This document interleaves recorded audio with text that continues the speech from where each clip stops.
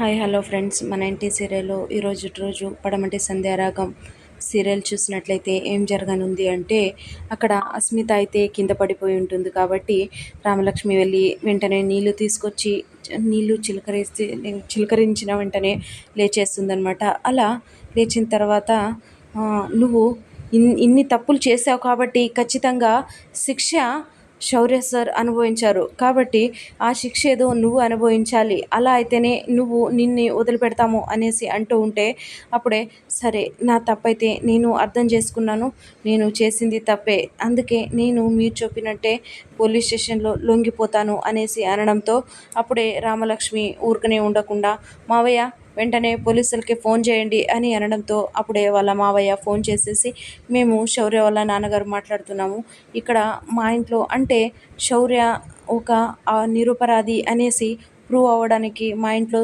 సాక్ష్యం ఉంది రండి అనేసి పిలిపియడంతో సరే అనేసి పోలీసులు అక్కడికైతే వచ్చేస్తారనమాట. రాగానే ఎక్కడ ఏం జరిగింది, ఏ సాక్షులు ఎవరు ఏంటి అని అడుగుతూ ఉంటే, లేదు సార్ ఏం జరిగింది అంటే అక్కడ దొంగతనం చేసి పంపించింది ఎవరో కాదు మా చిన్న కొడుకు కోడలు అనేసి అంటూ ఉంటే, ఈ ఈ దీన్ని నమ్మడానికి ప్రూఫ్ ఏముంది అని అంటూ ఉంటే అప్పుడే రామలక్ష్మి ఫోన్ తీసుకొని ఆ ఫోన్లోన ఉండే సీసీటీవీ ఫుటేజ్ వీడియోస్ చూపించేస్తుందనమాట. అలా పోలీసులు చూస్తూ ఉంటారనమాట. అలా చూడగానే చాలా అంటే చాలా కోపం వచ్చేస్తూ ఉంటుందన్నమాట పోలీసులకి.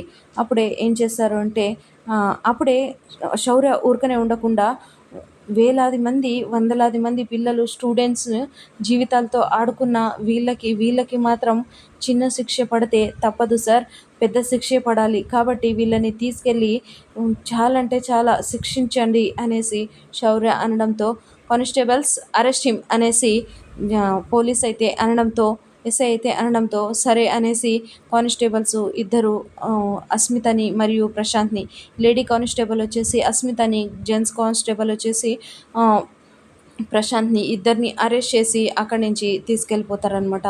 అలా తీసుకెళ్తూ ఉంటే ఇక్కడ శౌర్య అయితే చాలా అంటే చాలా ఎమోషనల్ అయిపోతూ ఉంటాడనమాట. కాకపోతే ఇలా అస్మిత ప్రశాంత్ని ఇద్దరిని తీసుకెళ్ళపోగానే ప్రమీల అయితే చాలా అంటే చాలా బాధపడుతూ ఉంటుందన్నమాట. మరి ప్రశాంత్ని అరెస్ట్ చేసిందే దానికి చాలా బాధపడుతున్నా కూడా ఇక్కడ శౌర్య రామలక్ష్మిని చూసి చాలా కోపం వచ్చేస్తూ ఉంటుందన్నమాట. కాకపోతే ఇక వాళ్ళు తప్పు చేశారు కదా అనేసి ఏం చేయాలో వీళ్ళ ముందు మాట్లాడే అధికారం నాకు లేదు అనేసి అక్కడి నుంచి ప్రమీల అయితే వెళ్ళిపోతుందన్నమాట.